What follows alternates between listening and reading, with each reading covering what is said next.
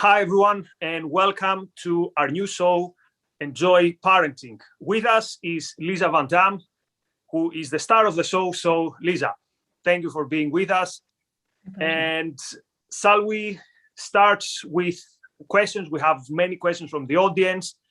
But do you want to tell us a bit more about how do you see this show? What's the purpose of it? And how do you think it's best going to serve some value to us, to you and the audience? Sure. So my dad was here for the weekend and he heard that I was doing this show, and his reaction was, "So you're an expert on parenting now," which is not the greatest vote of confidence I've ever received, but I think he didn't actually mean it as quite as insulting as it sounded. I think he's actually pretty proud of my parenting skills. So I just laughed and thanked him for his encouragement. But in reflecting on it, I thought there is an element of truth to his comment that I feel it's important to acknowledge. I do not feel like I'm a parenting expert. I don't pretend to be an expert. I don't make a practice of formulating principles or dispensing advice to people. But nevertheless, a lot of people do approach me with questions. And I think it's in part because I have a lot of experience. I have 4 children myself, ranging from 22 to 6. I run a school. So for 2 decades now, I've had daily interaction with a variety of students of a variety of personalities and a variety of parents with very different parenting styles. So the combination of both personal experience and professional experience does give me a lot to draw upon in giving people advice. But I think probably the main reason people approach me for my perspective on something is that I come across as somebody who very much enjoys the practice of parenting. And that's not just something that comes across, that's an actual fact. I do very much enjoy parenting. So that's why I gave the show the title it has. I think if people are able to enjoy the process themselves and to make the enjoyment of it a focus of their ambition, then I think it makes parenting a much more pleasurable process. Good. One more thing, I'm often asked for kind of absolutes and rules about things, and I'm not somebody who operates on rules very much myself, so that's not something I'm going to be able to easily give to people. I think to the extent that I'm a success as a parent, it comes as a consequence of sort of abstract, philosophical, psychological, personal conditions of parenting, from which I'm a very intuitive parenter, rather than a set of rules that I've formulated for myself. So my hope with this show is that in the course of answering people's questions or offering advice from my perspective, those conditions, those kind of deep down held beliefs and attitudes and desires for parenting will gradually become clear, and that they will help people enjoy parenting as much as I do. Excellent. So let's see how these play in action by going straight to the question. So there are 2 ways people to ask questions. For members of the Unrun Center UK, you can send us these questions in advance. Second way, you can ask them or as super chat questions as we speak during the episode, and we're going to answer them. So without further delay, let's go to the first question. So some questions might be a bit lengthier than the usual super chat questions. There's a reason for that. It's because Lisa wants to know a bit more of the context so that the answers she gives can be a bit related to the context. So question number 1, how do I best support, respect, and nurture the ever-changing relationship with a teenager? When do I push and when do I give her space? My teenage daughter is becoming more and more introverted and withdrawn, not to a worrisome level. If I leave her, she will stay in her room and read for all her free time, emerging for food only. I respect that, of course, but I feel a movie together or baking or whatever from time to time should happen. She obliges, but I feel guilty. Okay. I happen to know who submitted this question, so I have even more context than the question provided for me. So one of the things I find interesting about this question is the description of, if I leave her, she'll stay in her room and read for all her free time, emerging for food only. And the juxtaposition of that with not to a worrisome level. And I wonder if the parent is very confident that it's not to a worrisome level, or if that's actually a kind of underlying fear that she has about this scenario and maybe doesn't want to acknowledge that it could be worrisome. I don't know. I'm doing a bit of mind reading, but certainly one of the things I would ask myself in this question, if a teenager was withdrawing to her room, even if the thing she's withdrawing for is something as healthy as reading, I think if she literally only emerged for food and didn't want to socialize with the family or theoretically with other people, I'd be concerned.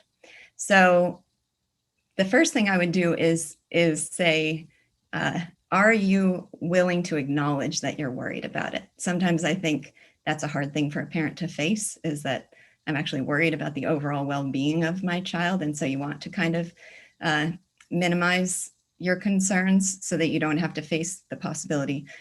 I mean, often somebody will make the mistake of feeling like a failure as a parent because of something they're worried about in their child.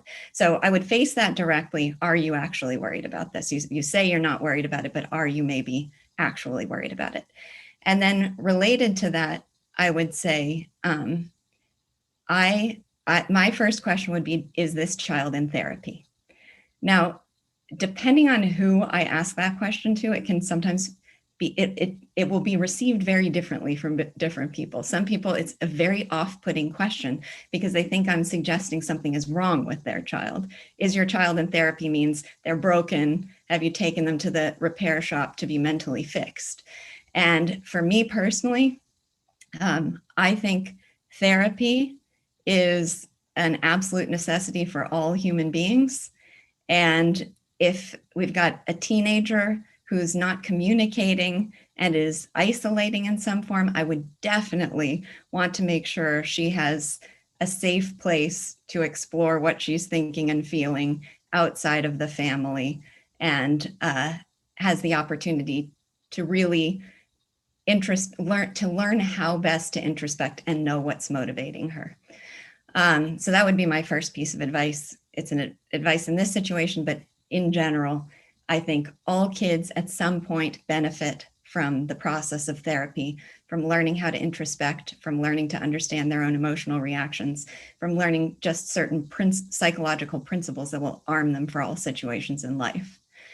Can I add the question here? So I can't help but, let's say the objectivist who is too much immersed in the novel would say, that sounds like Dagny, or that sounds like young Rourke. Why do we even worry? Isn't this great? That kid is determined already for success. So what would be your reply to that? Well, that's another part of the context I would want to really clearly identify. The parent would have to get a good read on, is this an obsession because this is truly what the child wants to do? Or is it an avoidance behavior because there's something that they're afraid of? And I don't think that's easy to identify. And I think that's one of the benefits of therapy, is to help sort out between those two. So I can envision a child who's so passionate and driven and obsessive in a certain direction that they don't want to involve themselves in anything else. But I can also imagine a scenario where that's coming of some kind of fear or insecurity or self-doubt in some form, and it's actually inhibiting their ability to do what they want. So it is important for the parent to take the focus of enabling and helping the child to accomplish what they want to accomplish. But I have the feeling this parent in this situation is uncertain, is my child truly doing what she wants to accomplish, or would she be she herself, given her desires and her values, be better off if she were engaging more socially, but there's just something inhibiting her from doing that. Shall we go to question number 2? Sure. So the second question is, how do we combat the awful anti-life philosophies that our children are bombarded with daily? For example, in kids' books, businessmen are portrayed as evil. In primary school, they're being taught the UN Charter of Human Rights, which includes the, quote, right to a house, education, enough money to live on, and they're taught environmentalist poison such as climate emergency. And this is the explicit stuff. Implicitly, they are taught altruism at every turn. Also, how do we combat the fact that our education system absolutely does not respect the hierarchy of knowledge? Lisa was asked on the previous show about introducing the kids to objectivism, and she said, don't. Let kids be kids. And I agree with that. I don't want my intro 5-year-old to golf speech. But her educational path for the next 5-10 years plus is to be indoctrinated. Okay. Okay. You get the point. I get the point. So when I hear that question, I think there are one of two possibilities only. One is that this whole description is hyperbole, that it's exaggerated. So, and that when we have frustrations with culture and when we find ourselves philosophically at odds with the culture around us in important ways, it can be a hazard to have that be a filter on every aspect of our experience and only focus on the things that we find so objectionable. Now, no one has more objections to the state of education than I do, but yet when I read this question, it seems hyperbolic to me. What about you? Nikos, what is your reaction to it? Well, working in academia, I totally get our friend. The question is, does this guarantee in any way that the child is going to? So the question I would ask is, let's take as a given that the child is going to be channeled to a particular trajectory when it comes to the sense of life, the ideas they get. Because it's important, not only explicit, but also the implicit. That's why I use the sense of life lingo. So the question would be, what is the tools that the child needs to have from home to be able to not become an objectivist, but to be able to form their own views? If they rationally agree with these things, agree. But how can they get the tools to at least judge these things from a proper frame? Yeah, but the question is framed as, how do we combat the awful anti-life philosophies that our children are bombarded with daily?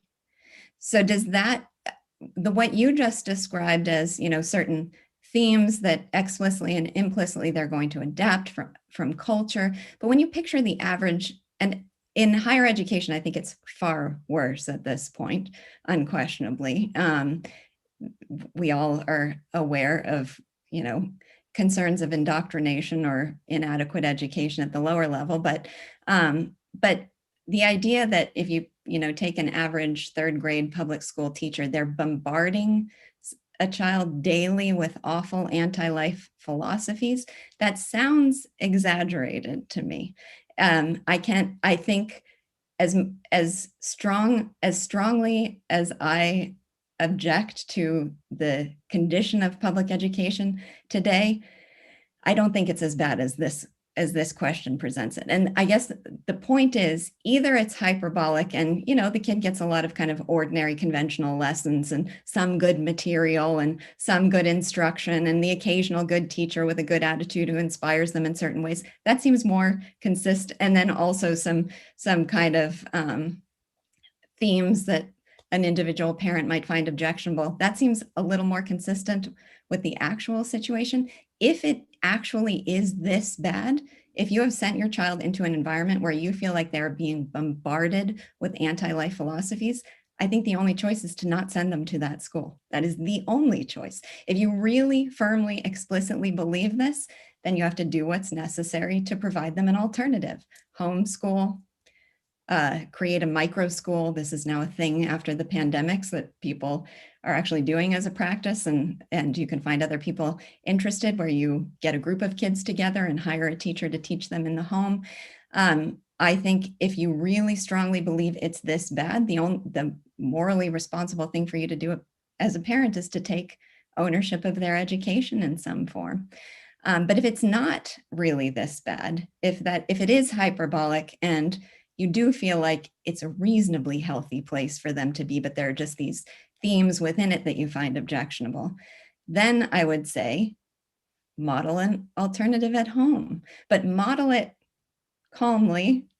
The question, I think, and this is totally unfair to the questioner because I understand the frustrations and I can't give this person a chance to defend themselves in the form of the question, but the question sounds so angry and so hostile and so derisive that my fear would be they're going to put their kid in this position where it's us against the world, in this very combative, cynical way that's going to make them feel like they have to make a choice between their home and everybody else in the world, and would not set them up with a healthy way to evaluate our alternatives in their life, and maybe even breed resentment for their parents for putting them in a position of having to be so at odds with the world around them. So my advice is basically either to decide it's as bad as this person said it is and take total ownership of their education, whatever that means. It's a big responsibility, but it can be done.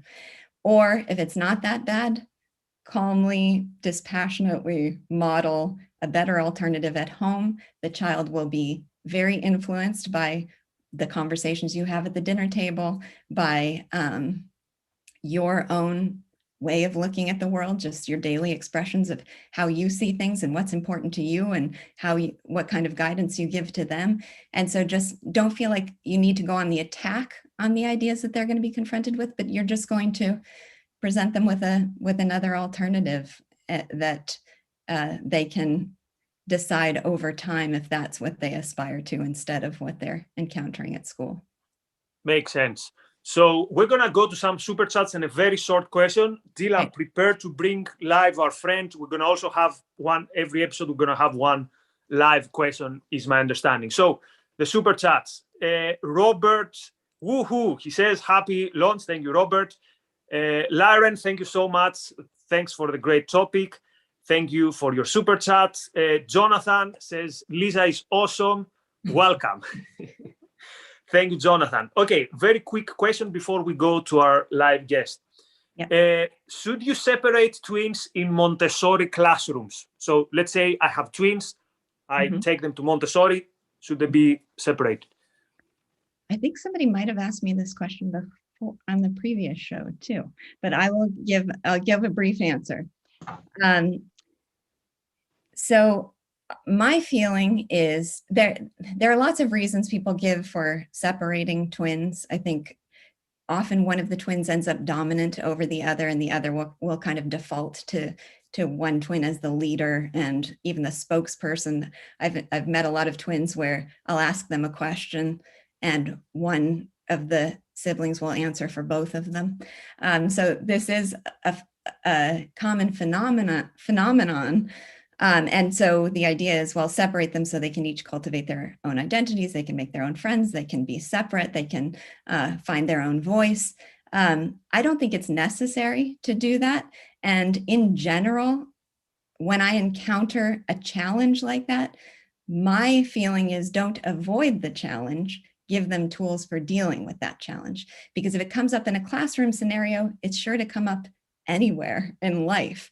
And just as a general rule, unless something is obviously in an immediate way detrimental to the child, I think identifying something that's a challenge and then giving them tools to manage it is better than just trying to remove the challenge altogether. So at my school, we only have one kindergarten and one first grade. So it's never been an option to separate twins. And we've had several sets of twins over the years. So what we do is try within the context of the classroom to be careful, to identify and observe what what the particular challenges they face are, and then help them through them. Good. And we had many questions about twins and siblings that are close in age, but I don't think we had this one. So, but thanks for the answer. Okay. So shall we get online our first guest? Luke, here's Luke. Hi, Luke. Yes. Hi there. Can you hear me? Yeah. Yes, we can hear you and we can see you. Awesome. So let me set the scene for this question. Great. So when I turned 14, I wanted to invite my friends for a horror movie viewing party. Okay.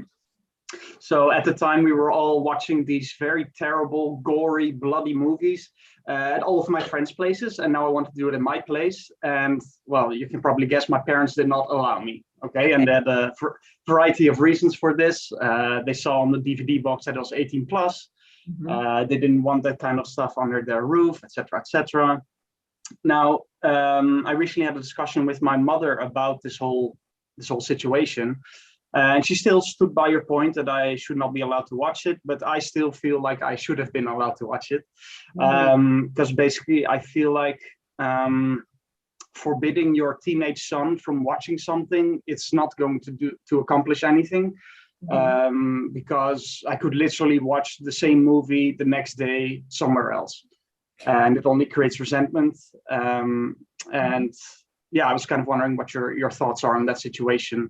Also, maybe a bit more broad, how do you deal with media content that's, I don't know, off-putting for children?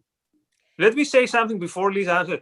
Look, you're not the only one. It's been decades, but I still have memories of my parents not allowed me to stay late to watch football or with the horror film stuff. So, and I thought, okay, how do I remember this? That's like a weird trauma or whatever. Turns out it's a thing. So, Lisa. Okay. I love that question. It's funny because I just had a conversation with my 6-year-old yesterday where she wanted to watch. She said she wanted to watch something on her iPad. I do impose limits on how much time she spends on the iPad. And she said, this is her thing lately. When I grow up, my kids aren't going to have any limits on their iPad. And I said, let me ask you a question. Do you think that I don't let you watch as much on the iPad as you want because I'm a big meanie who likes to stop you from doing things you love? And she said, no. And I said, so why do you think I don't let you watch on the iPad? And she said, it's hard for me to explain. And I said, well, okay, well, that's fair. It's hard for me to explain too. But basically, I think if you spend too much time on the iPad, it's really not good for your brain and for your body. But you need to be physically active. It's very healthy and makes you feel good to be physically active. And also you're kind of passive when you're watching things on your iPad. You're not really mentally engaged with them in a way that's healthy for your mind too. So it makes you feel kind of lazy and bad after you do it. So that's the idea. I don't expect her to understand or agree with me fully, but I try to lay out some reasons for it. And I said, so when you have your child, are you going to not care about those things for your child? And she said, no, I will. So anyway, this is part of the context for what would be sort of a question for you and my answer. I've never really felt with 4 kids, 6 to 22, like we ever ended up butting heads in that way, that there was something they wanted to do. Maybe that sounds bizarre and it sounds like I'm presenting some kind of fantasy home life, but it's actually true. And I think it has to do with the nature of my relationship with my kids. Because that's how I've explained it to my 6-year-old, and because that sets a pattern for the nature of our conversations all the way through, because they don't feel looked down upon, condescended to, like I'm an authoritarian over them. Like we have such a positive, healthy, good relationship that if I tell them I don't think something is good, they take that very seriously. So one question I would ask you is, do you think now, looking back, it was perfectly healthy for you to watch horror movies at 14? Do you think that was totally fine? I'm not saying I don't think it is. I'm curious. Maybe not. but okay, I'm willing to concede it's maybe not healthy, but the Well, so at that point it was, we were all doing it, right? And it's literally Right. like the next day I could do it somewhere else. So it's more of a, how do you kind of tackle that problem as a parent? Because at that point you can't really convince your child that it's, you shouldn't be watching it because he's really focused on watching it, right? So, yeah, so it wasn't practical under the circumstances for them to actually forbid it. But there could, I mean, it could be practical. I know that there are always ways for kids to get around things, but I also feel like with my kids, I have a relationship such that they do not want to be dishonest with me. So I can count on one hand the number of times they've gone behind my back, and it's always been a learning experience where they feel really awful about it. So I think if the context was clearly established that you and your parents are on the same side and on the same team, and they made it persuasive to you, or at least tried, why they did not think this was a good use of your time, or why it wasn't healthy in some way, and you had a relationship with them such that their trust and their respect and being upfront and honest with them really meant a lot to you, I think it probably would have gone differently. Now, that said, I think it's important for the parent to be really careful where they set those limits. So I'm someone personally who is absolutely allergic to video games of all kind. I despise them. I don't despise people who do them. It's a personal thing. It has to do with personal experience and feeling like I watched people throw their lives away with a kind of dark obsession with video games. And so it's something that I really, really limit with my own children.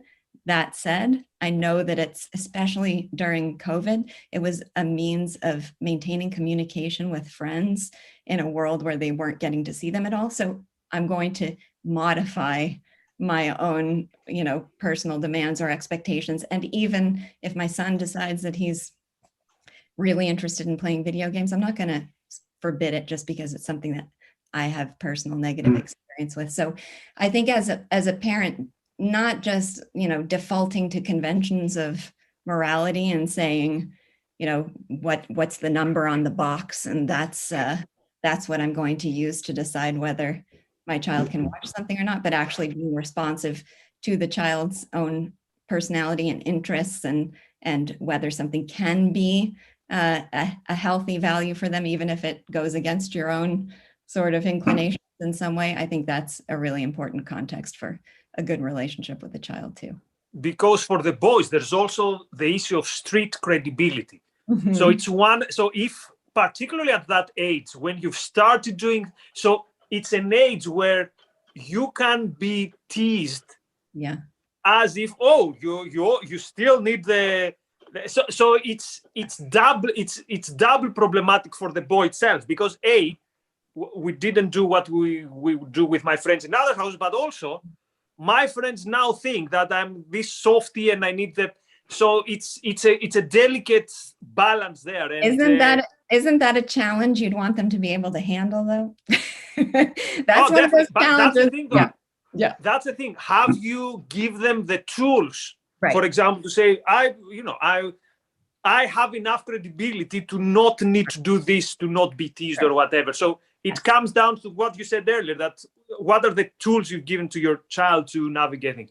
But anyway, so we are almost running out of time. Luke, thank you very much for your contribution. This was the first live question, and it's a good format, so we'll do more of that.